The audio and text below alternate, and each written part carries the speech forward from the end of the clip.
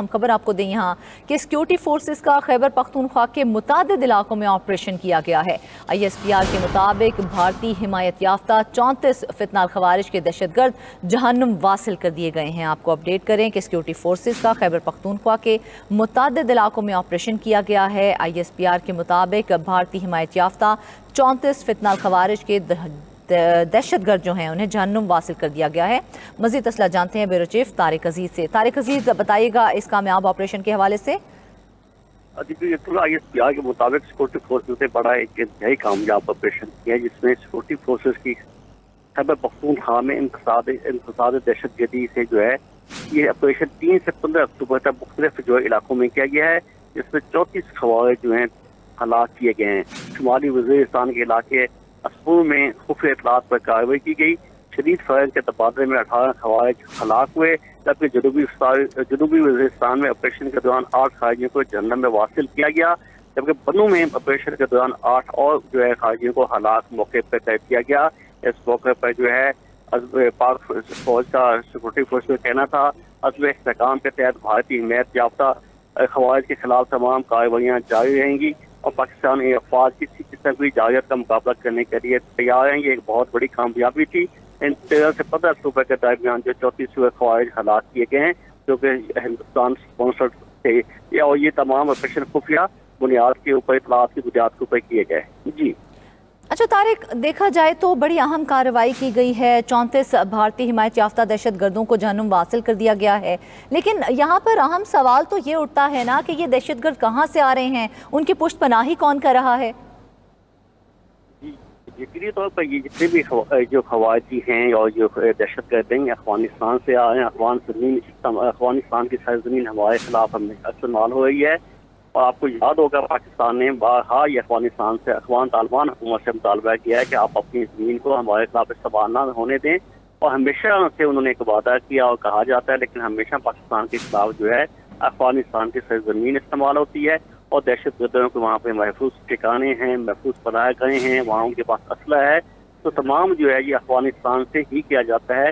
और ये proxy basically जो है बुनियादी तौर पर हिंदुस्तान प्रॉक्सी वार लड़ रहा है, जिसके आगे तालिबान जो हैं वो उनके स्पॉन्सर्ड हैं, उनसे पैसे उनसे लिए जाते हैं, और उनको असला बरूद और तमाम किस्म की सहूलतें दी जाती हैं।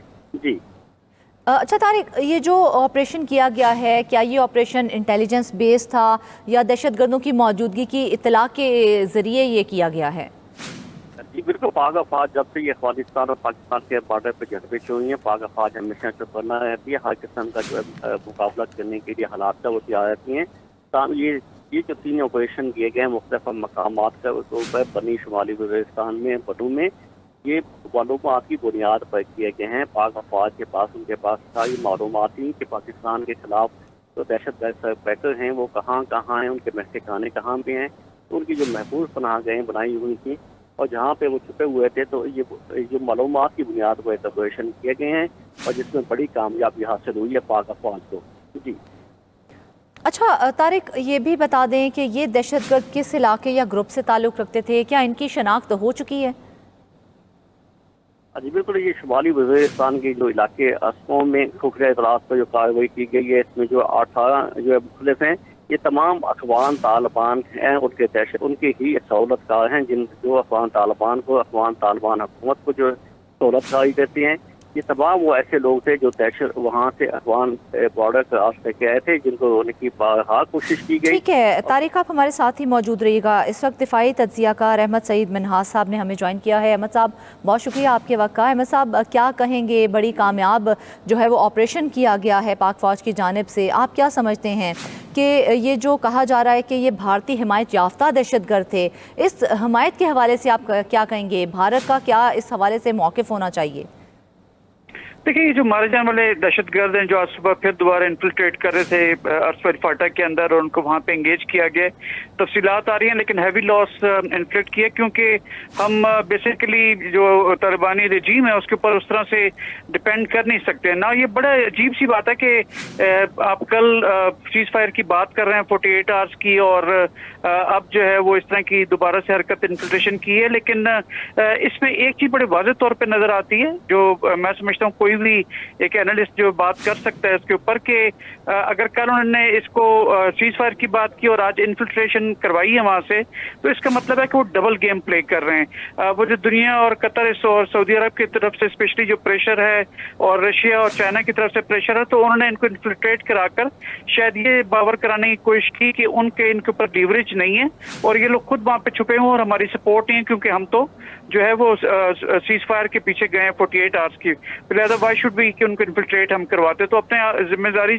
से बचने के लिए ही अपनी जो उनको एक बड़े वाज़ेह तौर पे उनकी सपोर्ट जो नजर आती है उससे बचने के लिए उन्होंने इनको इन्फिल्ट्रेट कराया, और ताकि वो उससे जिम्मेदारी से अपने आप को मुबारक करार दे सकें। लेकिन हम बेहतर तौर पे जानते हैं इंडिया जो उसकी जिसकी प्रॉक्सी बनना उन्होंने कबूल कर रखा है तालिबानी रजीम ने, हम उसको बेहतर जानते हैं कि वो किस तरीके।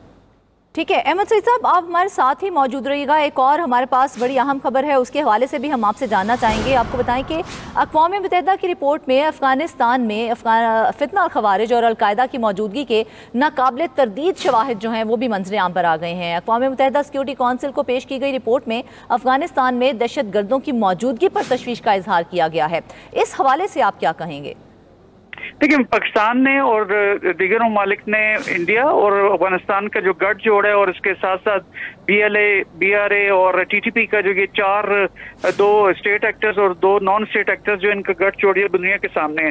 पाकिस्तान डोजर्स जो है वो यूनाइटेड नेशन में भी जमा करा चुका और मुख्तलिफ कैपिटल्स के अंदर भी, लिहाजा अब कोई डिनाइल का मौका नहीं है ना इंडिया के पास और ना ऑब्वियसली अफगानियों के पास, और अफगानियों में भी तालिबान, मैं कहूँगा कि तालिबान की जो रजीम है उनके पास।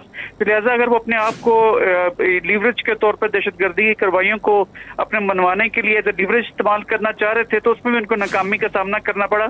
और इंडिया के साथ खड़ा होना तो इस वक्त मैं समझता हूँ कि मजीद उनको आइसोलेट करेगा, और वो चंद टकों की भीख या फंडिंग की सूरत में अगर वो समझते हैं कि अपने मुल्क के लिए अफगानी रजीम कुछ कर सकती है, तालिबानी रजीम, तो उनकी भूल है। मैं सिर्फ इतना कहूँगा कि इंडिया के मुतालिक कि वो शेर भी है कि हम तो डूबे हैं सनम, तुम्हें में ले डूबेंगे।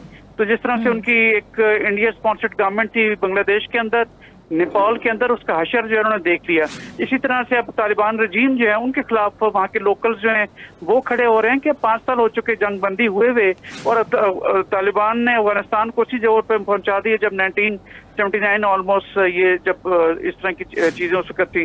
तो लिहाजा ये तमाम चीजों को सामने रखते हुए मैं समझता हूँ कि पाकिस्तान की डिप्लोमेटिक और पोलिटिकल एफर्ट थी कि साउथ एशिया को दहशतगर्दी की कार्रवाइयों से बचाने के लिए, उसको यूनाइटेड नेशंस ने एक्नॉलेज किया है, और आइंदा आने वाले दिनों में पाकिस्तान की जो एक पर्सपेक्टिव रहा है दहशतगर्दी की वॉर के हिसाब से, उसको मजीद तकवीत मिलेगी। अच्छा अहमद साहब, ये जो रिपोर्ट सामने आई है, अगर इस रिपोर्ट के एदाद शुमार की रोशनी में देखा जाए तो इस खित्ते में लायक सबसे बड़ा सिक्योरिटी खतरा आपके नजदीक कौन सा है? देखिए, सिक्योरिटी का खतरा तो नॉन स्टेट एक्टर्स से इसका ज्यादा है, क्योंकि जो स्टेट एक्टर्स हैं, अब लिथैलिटी ऑफ वेपन्स, ये जो बड़ी जंगें हैं, स्पेशली अब 2 हमसाया मुल्क के पास न्यूक्लियर वेपन्स हों, तो फिर इस लिहाज से वो खुली जंग या कन्वेंशनल जंग जो कि एस्केलेट कर सकती है एक स्ट्रेटेजिक जंग की तरह, जिसमें न्यूक्लियर का खुदा न खास्ता इस्तेमाल हो सकता है, तो डिटरेंस वैल्यू जो है उसको अंडरमाइन करने वाली बात है। तो लिहाजा ऑप्शन अब क्या है?